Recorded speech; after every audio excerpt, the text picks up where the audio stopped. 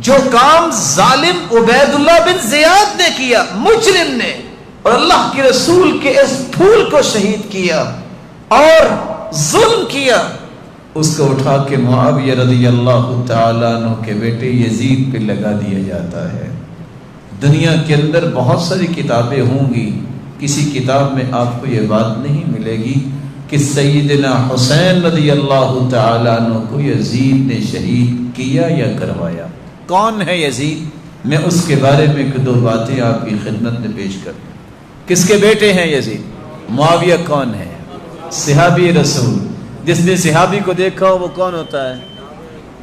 ताबी।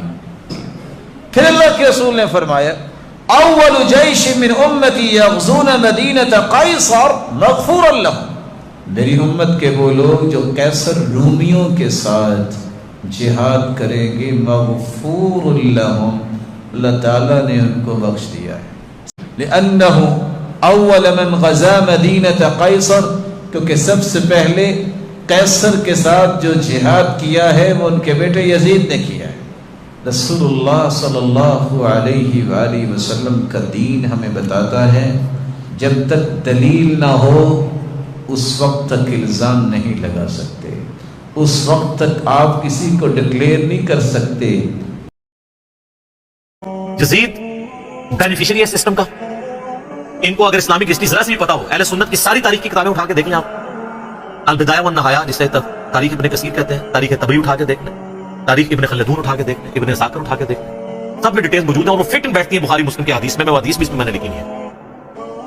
एक कूफे का गवर्नर था नुमान इब्ने बशीर, सहाबी रसूल सल्लल्लाहु अलैहि वसल्लम। जब हजरत हुसैन अलैहिस्सलाम के बारे में पता चला यजीद को कि ये आ रहे हैं वहां पे और कूफे से ये एक क़याम करेंगे और दावत हक लॉन्च करेंगे, सबसे पहले उसने डिसीजन किया कि नुमान इब्ने बशीर को कूफे के गवर्नरी से हटा दिया। यहीं से इसकी दो नंबरी शुरू हो गई है। ये कहते हैं प्रूफ दे, प्रूफ आपको पता है क्या है? इसलिए कि नुमान इब्ने बशीर सहाबी थे, उनको पता था हजरत हुसैन के साथ तो मैं कोई नेगेटिव नहीं कर सकता, वो नरम रवैया रखते थे। और उबैदुल्लाह इब्ने ज़ियाद को इसने भेजा। उबैदुल्लाह इब्ने ज़ियाद एक सालिम आदमी था। एक बुखारी में इंटरनेशनल नंबर के मुताबिक 3748 नंबर हदीस है कि हजरत हुसैन इब्ने अली का सर काट कर उबैदुल्लाह इब्ने ज़ियाद के सामने तश्त में लाके पेश किया गया। अल्लाह की लानत हो, तमाम फरिश्तों की लानत हो, तमाम लानत करने वालों की लानत हो जिन लोगों ने हुसैन इब्ने अली को इस तरीके से शहीद किया। ये सही बुखारी शरीफ है 3748 इंटरनेशनल नंबर के मुताबिक, जिसमें इमाम बुखारी ने हुसैन के साथ अलैहिस्सलाम लिखा है। और आप लोगों के पेट में आज तक दर्द हो रही है। दारुस्सलाम वालों ने तहरीफ करके अलैहिस्सलाम काट दिया इसमें से, लेकिन सऊदीया का जो मकतब शामिल है उसमें मौजूद है। दारुल कुतुब अल इल्मिया का जो बैरूत का छपा है उसमें मौजूद है।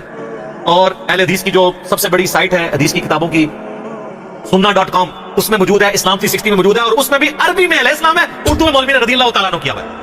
तारीफ, ये है तारीफ। तो सर जब आप चोरी करेंगे ना इतनी सी भी, तो अल्लाह ने एक बला आप पे छोड़ी हुई है, जो मौलाना शरीफ को बुखारी शरीफ से बाहर निकाल के फेंकती है और लोगों को बताती है ये बुखारी शरीफ है और ये मौलाना शरीफ। हुसैन इब्ने अली का सर काट के सामने रखा गया, उसने कुछ कलाम किया तो हज़रत अनस इब्ने मालिक पास खड़े थे, तड़प उठे। उन्होंने कहा सबसे ज्यादा रसूलुल्लाह के हम शक्ल हुसैन इब्ने अली थे। तो ये लोग, और ये था गवर्नर कूफा जो लगाया इस काम के लिए गया था।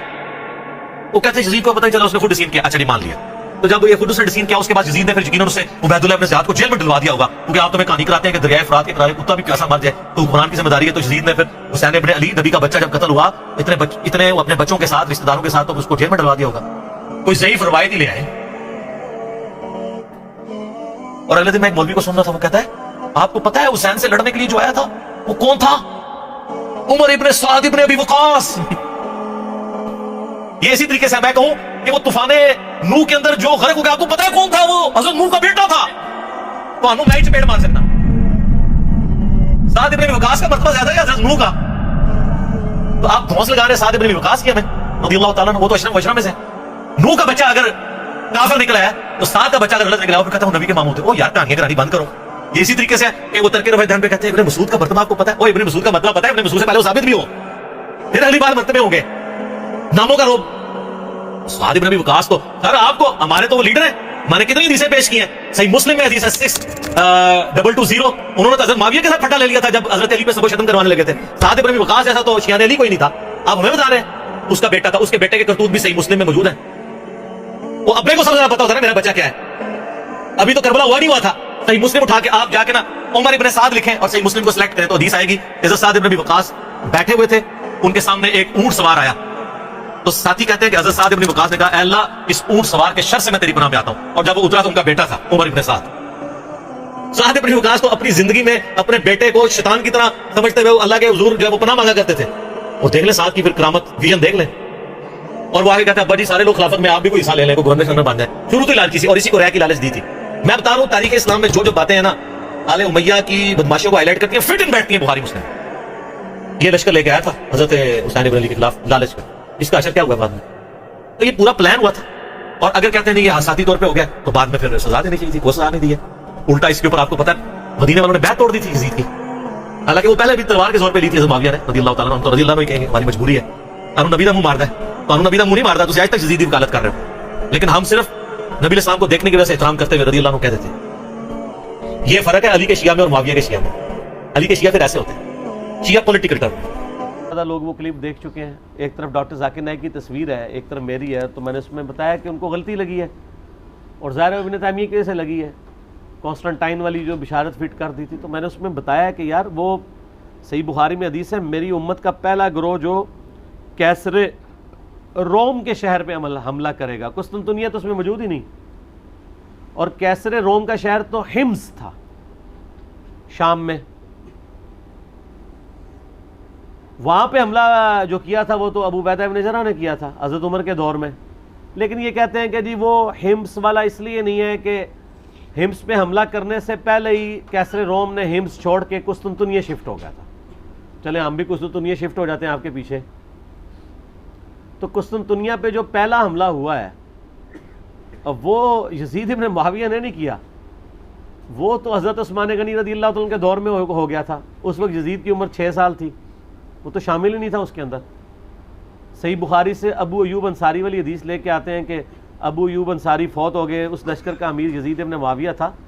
तो हज़रत अबू अयूब अंसारी कुस्तुनतुनिया के कई हमलों में शरीक थे, वो कोई एक हमला तो नहीं हुआ था। कुस्तुनतुनिया तो फिर फतह भी इन लोगों से नहीं हुआ, वो तो जाके 9वीं सदी हिजरी में जाके फतह हुआ है सुल्तान मोहम्मद फातेह के हाथों, जिस पे तुर्की वालों ने पूरी 3 घंटे की फिल्म बनाई हुई है। सुल्तान मोहम्मद फातेह पे उर्दू डबिंग के साथ तुर्कियों की फिल्म बड़ी ज़बरदस्त आई है 3 घंटे की, कि किस तरह जो है वो यूरोप के सीने में जाके मुसलमानों ने जो है वो कुस्तुनतुनिया को फतह किया। कुस्तुनतुनिया अब वो है इस्तांबुल जिसे कहते हैं, इस्लाम इन अ बल्क। इस्लामाबाद को अगर आप टर्की में ट्रांसलेट करें इस्तांबुल बनता है। तो मुसलमानों ने इसका नाम पर इस्तांबुल रख दिया था कुस्तुनतुनिया का। तो कुस्तुनतुनिया पे हमला पहला जो है वो हजरत जो थे ना अब्दुल्ला इब्न ज़ुबैर के छोटे भाई मुंजिर, उन्होंने किया था। उल्लादा से उस पर रिसर्च पेपर भी अबू अब्दुल्ला जाबर दामानवी साहब का आया हुआ है।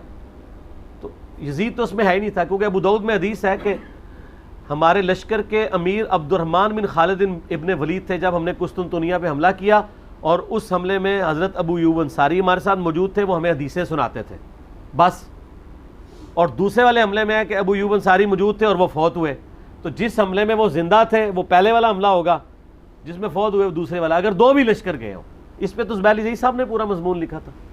तो ये खाम खा वो अगर उन्होंने कर दिया, तो इसकी वजह से डॉक्टर जाकिर नाइक की पूरी ज़िंदगी 0 से मल्टीप्लाई नहीं होगी।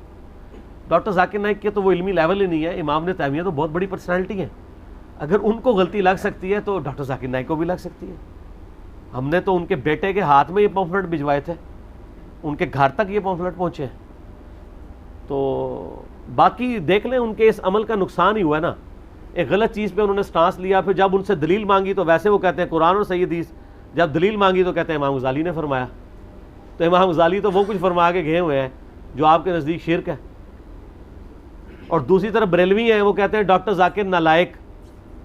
तो वो पिंडी के मुफ्ती साहब को मैंने कहा था कि अगर डॉक्टर जाकिर नालायक है तो गज़ाली नालायक क्यों नहीं है, जिसने इह्याउल उलूम में लिखा है कि कत्ल हुसैन को यजीद की तरफ नहीं मंसूब करना चाहिए, तो एक मुसलमान के ऊपर झूठी तोहमत लगाना है, और जो ऐसी तोहमत लगा रहा है वो उसकी तरफ खुद लानत पलट आएगी। तो मैंने कहा था कि जो लोग इस वक्त डॉक्टर जाकिर को नालायक कह रहे हैं, वो जब यजीद के खिलाफ बोलते हैं तो इमाम गज़ाली की नज़र में वो खुद लानती हैं। तो जुर्रत करें, ये तो जुर्रत करनी चाहिए ना उनको, जो बंदा उन पे लानत भेज रहा है वो कहे नहीं तो ही लानती है। तो एक टिकट में 2 मज़े तो नहीं होते।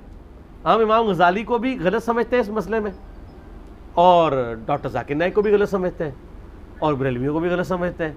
सही किसको समझते हैं? अच्छा, ये अगले दिन एक बंदे ने ना कहा कि जी आप सारों को गलत कहते हैं तो आप ही ठीक है। मैंने तो कभी नहीं कहा मैं ठीक हूँ। मैं तो हमेशा कहता हूँ ना मैं वाबी ना मैं बाबी, मैं हूँ मुस्लिम इल्मी किताबी। आप किताबों को फॉलो करें। ये सारे ही गलत है जी, सारे ही गलत हैं किसी न किसी मामले में। आए कोई मुसलमान ये दावा करे कि फलां मुसलमान इंक्लूडिंग मेरे बारे में कि वो 100% ठीक है, ये कौन दावा कर सकता है? आप ये देखा जाए करें कि जो गलती हाईलाइट हो रही है वो गलती है कि नहीं। तो ये कहते हैं गलती हाईलाइट ना करें, अच्छाइयाँ बयान करें। उनको कहें अच्छाइयाँ अगर बयान करें तो ये काम आप खुद क्यों नहीं करते? आप अपने बुजुर्गों की तो अच्छाइयाँ बयान करते हैं, दूसरों की तो गलतियाँ बयान करते हैं। तो सर 99 कत्ल तो आपने भी किए हुए हैं, क्या देवबंदी अपने अलावा सारे फिरकों को गलत नहीं कहते? बिल्कुल कहते हैं, कहते हैं। तो 99 कत्ल तो उन्होंने भी किया, हमने साथ कह दिया कि देवबंदी भी गलत है, तो एक ही ज्यादा करके सेंचुरी पूरी की है ना।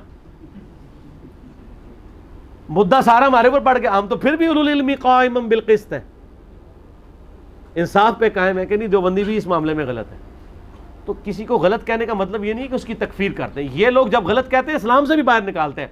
हम गलत कह के भी पीछे नमाज पढ़ते हैं। यकीन करें, जो मौलवी मेरे खिलाफ जुम्मा पढ़ाते हैं, मैं उनके पीछे नमाज पढ़ रहा होता हूँ, सामने बैठ के जुम्मे की तकरीर सुन रहा होता हूँ। कितने मौलवी हैं कि मैं मस्जिद में एंटर हूँ, वो अपना मौजू छोड़ के मेरे ऊपर शुरू हो जाते हैं। हालांकि मैं यानी अपनी फैमिली के साथ जुम्मा पढ़ने में भी गया होता हूँ। तो फिर बाद में मेरी बीवी मुझे कह रही होती है, हाँ पुत्र सुना, तो ठीक है जी, गुस्सा उतार लिया, क्या हुआ, बात कर ली उसने, दफन हो गई, आज दुनिया को पता भी नहीं है, ख़त्म, क्या फ़र्क पड़ता है यार। मुस्नद अभी याला में मौजूद है कि मरवान बिन हकम मिंबर पे मौला अली पे लानत कर रहा होता था और हसन हुसैन नीचे बैठ के खुतबा सुनते थे। अल्लाह। तो सर हम तो उनके मानने वाले हैं, हम पे नाम लेके तो कोई लानत नहीं कर रहा ना। तो मैं इनको कहता हूं कि आप जुम्मे मेरे खिलाफ पढ़ाने के बजाय मुझे नाम लेके भी लानत करो ना, तब भी मैं आपके पीछे नमाजें पढ़ूंगा। यही हमारी सच्चाई की दलील है कि हम शरीयत को कहीं पे क्रॉस उसकी बाउंड्री नहीं करते, नमाजें इन्हीं के पीछे पढ़नी है।